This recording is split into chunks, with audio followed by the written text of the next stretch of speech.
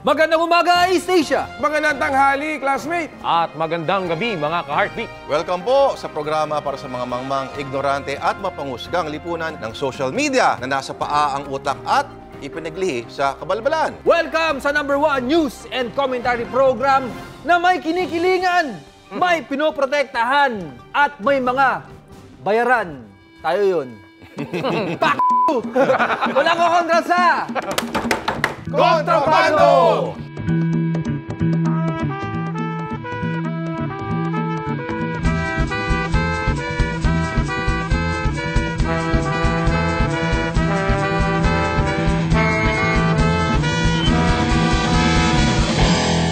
Sa ulo ng mga namamaga at nagnanang ng balita. Yan. Mga adik, naglaglagan sa presinto matapos mahuli ng mga parak. Ang isa sa kanila, pang MMFF ang aktingan. Aba, notorious na! Padede Girls! Ha?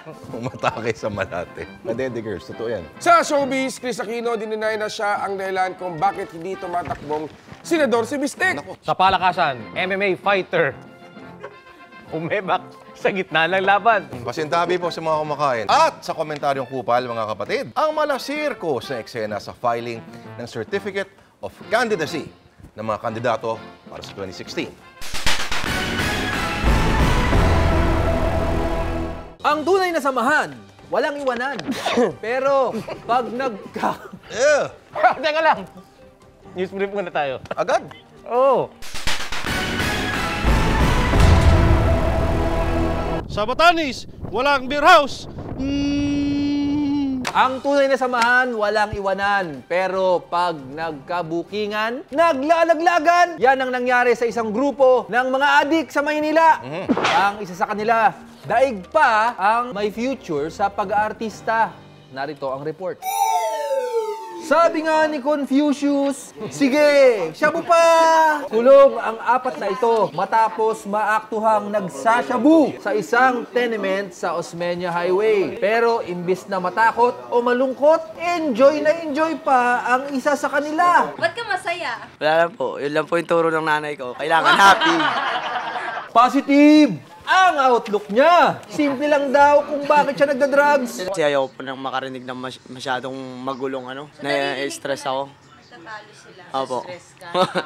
Ang iba pang magkakajaming na sina Ariel Garces, Joe Lito Marquez at Edgar Dublin biglang naglaglagan na sa presinto. That's what friends are for. Sa kanya po, galing yung shabu. Grabe ka na pa, bago-bago ang salita mo. Akala mo siguro hindi tayo magsama-sama tayo. Actually, nadamay lang ang tatlo sa pagsalakay ng mga parak sa bahay ni Garces. Wanted kasi siya dahil sa pangunguryente at panggagahasa sa misis at mga anak. Pang-FAMAS Award ang aktingan niya sa paggawa. Maawa kayo sa akin, wala naman talaga ako ginagawa sa inyo. Puro gulat lang naman sa akin, hindi ko naman talaga kayo sinasaktan. May takot ako sa Panginoon. Bigyan ng trophy! Buti pa si Jade. Happy lang. Kinikilig-kilig pa. Umaaksyon, Ramon Bautista. News 5, Kontrabando. Sinabi talaga ni Confucius yun? Yung sige, shabu pa? Sige, siya po pa. Sinabi Oo. talaga ni Confucius yun. Sinabi niya? Kahit i-Wikipedia nyo pa.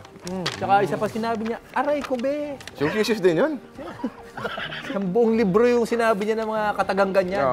Move over! Martilyo at Salisigang, isang grupo ng mga kababaihan ang may kakaibang modus...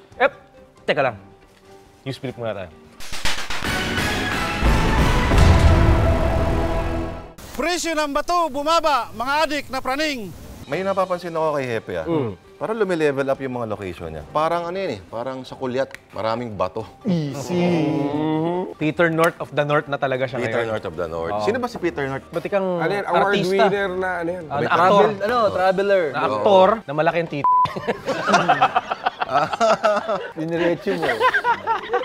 Napakalaki at saka matatag. Okay. Move over, Martilyo at Salisigang, isang grupo ng mga kababaihan na may kakaibang modus ang kumakalat sa Metro Manila. Sila ang Padede Girls. Hoy! Bastos! Baka naman pa-Bebe Girls ang ibig Hindi, sabihin. Padede nakalagay. Padede. At walang makakapigil sa kanila. Narito ang report.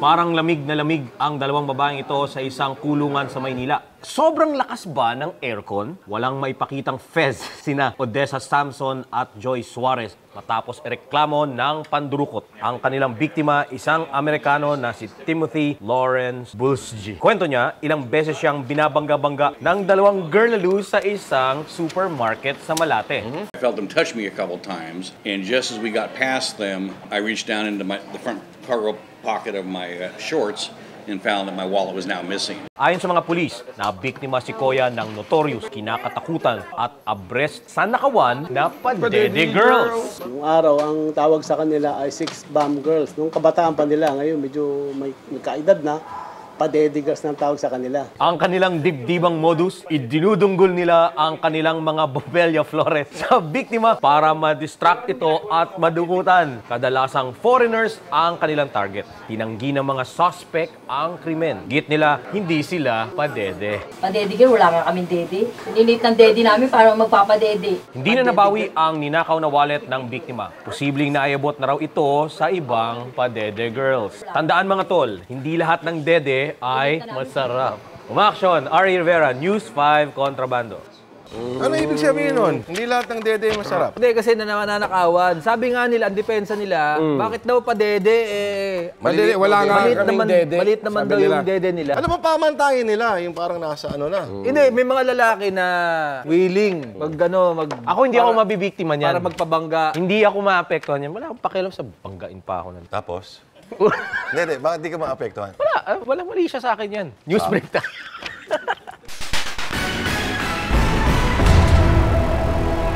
Baka sa norte, ginawa ang kalinorte. Sarap. Mula sa dede, ibaba naman natin ang usapan. Eto na ang kagalang-galang at batikan sa paghigop ng lakas. Balitang Pampalakasan with Bart sa kanyang sports segment na Balls.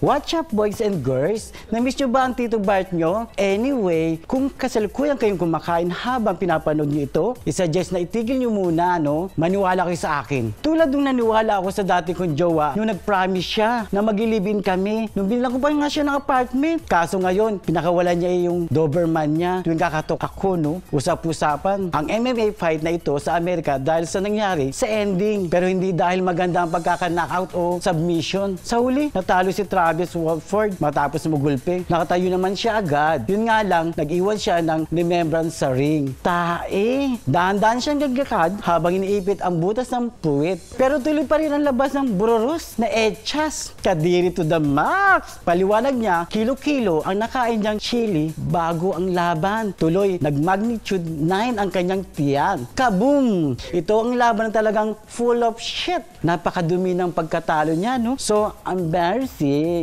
Pero sabi nga nila, shit happens. Back to you, boys. Congratulations kay Bart, ha? Nung isang linggo, first time na sumakay ng... Aeroplano. Ito yung picture, oh. Umiinom pa ng wine yan. Matindi.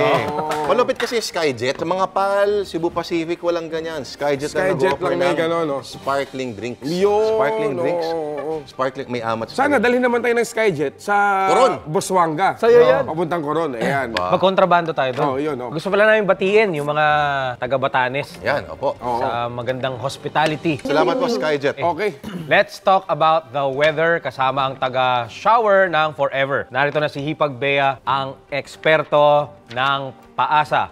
Pasok, Hipag Bea.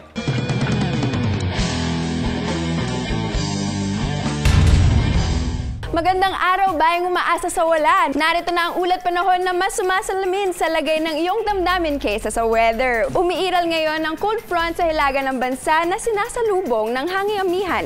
At dahil sa pagtatagpo nila, magkakaroon tayo ng malawak na kaulapan at magdudulot ng thunderstorms, parang nung nagtagpo ang landas ninyo ni Be. Pinagsisisihan mo na nagkakilala pa kayo dahil nagdudulot lang naman ito ng sama ng loob. Trivia Trivia time tayo mga bangers sa bagong show namin na Basagan ng Bungo. Sino-sino ang maglalaban-laban para manalo ng limpak-limpak na papremyo? A. Magkakapatid, B. Magjowa, C. Mortal na magkaaway, D. Mga barangay. Kaya abangan ang game show namin kung saan dadanak ng karunungan at papremyo. Syempre sa TV5 yan. Back to you, mga bayaw. Exciting yan! Basagan ng Bungo! Maganda yan, oo. Basagan ng Bungo. So ano ano sa tingin niyo? Sino yung mga maglalaban-laban? Magkaaway na magkakosa. Magkakaaway. I-guess kaya natin yung mga yung binalita natin kanina una. Yung mga naglaglagan ng mga addict. Hindi yung Padede Girls? Kalaban nila. Padede Maganda Girls. yun. Padede Girls versus yung mga adik na naglaglagan. Okay, rekta na tayo sa balita. Bakit na naman sandali? Ano na naman yan? Bakit sabihin mo na naman ano na naman yan?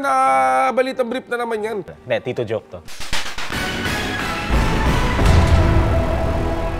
Ano ngayop ang hindi sigurado? Di baka. Ayos, ano? Iba talaga. Pampataas ng credibility natin yan bilang klase talaga si tagapaghatid ng balita. Isipin mo, anong hayop ang hindi sigurado? Baka. At least doon naligtas pa siya. Ilang beses siya nahulog ng third floor. Hindi pa nagagawang bangin, papatay kay Hepe. Alam mo saan mamamatay si Epe? Habang kumakain. Rekta na tayo sa pagkain. Rekta na tayo sa balita. Mula sa mundo ng showbiz. Pagbigay po guys sa pinakataklesa at walang prenong showbiz insider. Oy, teka muna. Nasa dyaryo yan. Nasa dyaryo yan. Ay, oo. Nasa television daw siya. Sabi, sa management ng TV5. Oo. Bakit yung pinapalabas? Ito. Pakita natin. Yan. Yung article. Ayan, o. Ayan. Paul Artadi, tatakbo. San Juan, sa taas. Nakita ko sa balita.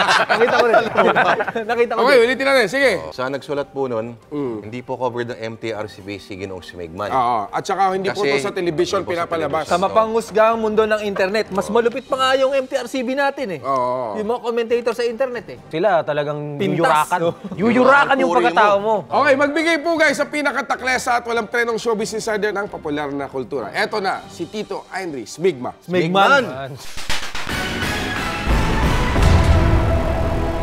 Kaibigan, chismisan na naman tayo. Kahit kailan, magkakabit talaga ng bitoka ang politika at showbiz dito sa Pilipinas. Ang mga artista, tatakbong politiko. Ang mga politiko, anak ng kagang. Ang uhusay umarte, talo pa ang mga artista. Kamakailan, tudo paliwanag si Chris Aquino na may kinalaman siya sa pag-atras ni Bistik na tumakbo bilang senador sa ilalim ng Liberal Party. Ang sabi kasi ni Herbert, pinayuhan daw siya ni Chris na tumakbo na lang na mayor.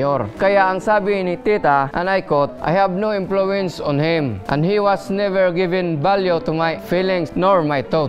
Idiwaw, ang lakas mo, nakahugot te. Damang-dama ko sa sentence ang mga salitang never given value to my feelings nor my thought. Ang sakit-sakit na mga tol. Pag-uumpugin ko kayo eh. Bakit naman susundin ni Bistik si Chris kung sakali? Asawa ba siya? Siyuta ba siya? Ano yan? Ex with benefits? Muli, ako si Henry Smigman, nangangarap na sana ang politika sa bansa ay di gaya ng showbiz dito, mga chip.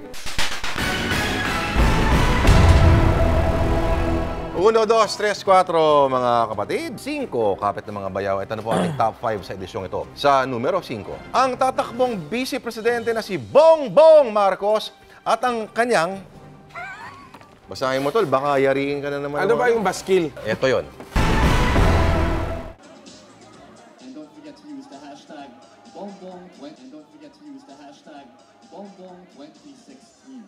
Natural yan sa mga kalalakihan na pawisin. Na ganyan. Yung climate natin, mainit eh. Oo. Ano lang daming masama tao. dyan? Wala. Baskil pala tawag yan. Akala ko Jabar. Binayaran kayo ng mga Marcos, no? Go, Lord Divira. Lord de Vera, yung pawis na pinag-uusapan natin eh. Talaga, Lord Divira. So ano mga paraan para maiwasan ng baskil? Yung deodorant, minsan mas Malakas. malakas eh. Jodorant. Jodorant. Yung Jodorant. Ganun yun. Totodohan mo pa. Alam ko may tips dyan si Bea eh. Kilikili Science. Kilikili Science. Ito yung eksperto natin ng Kilikili Science, si Bea Benedicto. Dito ka dito. May Twitter account yung Kilikili ni Bea. Ha? May Twitter. Oo, may Twitter account. Oo. Anong kailangan gawin para magkaroon ng kilikiling kasing superb na sa'yo? Yun, oh, yun, oh. Yan, ah. Yan. Follow nyo yung kilikili niya. Pwede kang magdalawang layers ng deodorant. Anong sikreto mo, Bea? Bakit ganon ka Instagrammable ang kilikili mo? Tamang deodorant lang. Huwag mo siyang isi-shave. So ano, pinaplak lang, gano'n? Plak lang. Or lang. laser. Laser. So nagpabagong laser ka. Jun, pwedeng ako mag-pluck na sa'yo. Di, tsaka may mga taong baskilin talaga. Huwag natin pahabain to. Okay. Mag-numero 4 na tayo. Ni Bea. Ayan. Numero 4. Sino kaya ang sagabal sa interview ni Congressman Manny Pacquiao? Sino nga ba? Tawag ka mga after 10 minutes. Baby mo na. Sige, rock and roll to the world. So, teka, yung tanong sa introduction mo, Sino malamang yung kausap niya. Kausap niya. Hula nyo, sino yun? Baka si Jimmy Kimmel. Baka si Chabit. Messi Mayweather yun. Si Weather yan. Sa numero 3, ang pabebe ni Munting Lupa, Mayor Jimmy Fresnedi.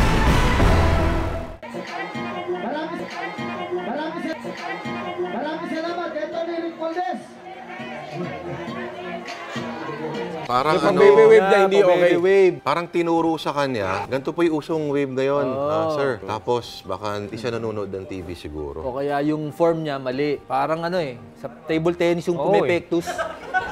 Paano ba dapat mo na ang tamang, pakita mo, ang tamang pa-baby wave? Ko alam eh. Parang gano'n parang kaganyan, no? Ganyan ba? Paano? Ngiti ka gano'n, ipipwersa mo yung dimples mo lumabas, gano'n, no? May dimple ka ba? Pagka pipilitin.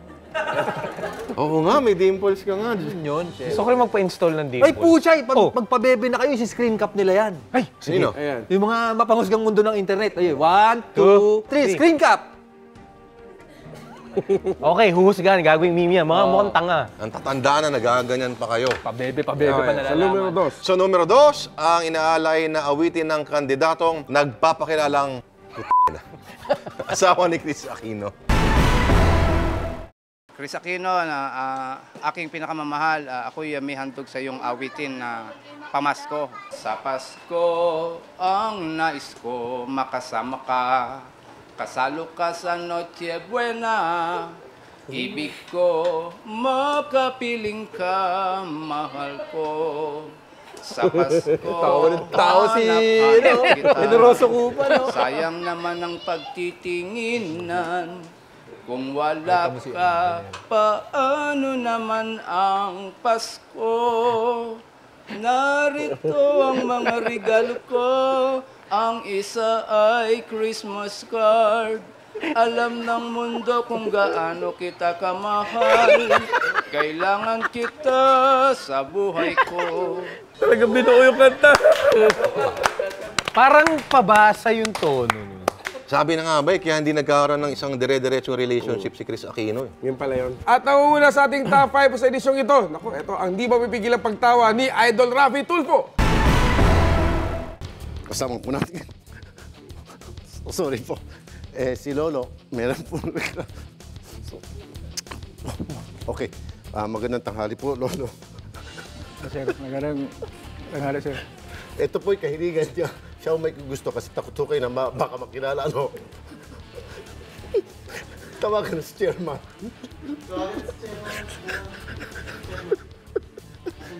Okay, kasama natin yung complainant dito, no? Tapos pinipigil natin yung tawa natin. Andito siya. Kasi hindi yung ano, hindi yung Di biro. joke. Hindi yung biro yun. Hindi biro yan, ha? Buhay yan. Ibang tapo sa buhay niya. Buhay yan, buhay. Nakatakip siya eh. So, kausapin muna natin, off muna, off camera muna, ha? Off cam muna, okay ha? Off cam muna. Bakit siya nila? Bakit ka ba nakaganyan? Baka makilala po ako ng nireklamo ko.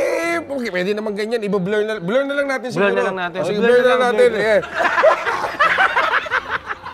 Butas Nananawagan kami sa lahat ng netizens. Mag-ano tayo ng pondo, magkalap tayo ng pondo. para sa brief Para ni sa Hepe. brief ni Epe. Total, napapaligaya naman niya kayo. Ano ba yan? Mga large? Ganun, ano? Ano size mo? 7 inches. 34. 7 inch. Ano yung nga ba yung gusto mong brief daw? Ano gusto Anong mong brand na gusto mo? Jackie. Jackie. Yun, kung Namili ka pa eh. ano ang size? 30? 34. 34 na Jackie. Na puti. Dapat Na puti. puti. Dapat puti. padala na lang dito sa Studio 5 sa Reliance sa Mandaluyong. Siguro pwede sila mag-start ng movement 20 para sa brief. Pwede piso-piso. Piso-piso para sa brief. Ang ganda niyan, baka naman dumami masyado yung brief. Hindi na rin masuot ni Epe. Baka pamigay natin sa mga less fortunate yung mga size 34 na puting brief. Ay, bukod pala sa brief, nananawagan din tayo sa mga gumagawa ng salon pass. Meron Kasi din, no? malaki po ang ginagastos si Hepe sa mga salon, Salon pass. pass. Araw-araw po yan. Nung pumasok po yan sa aeroplano, may mental yung buong.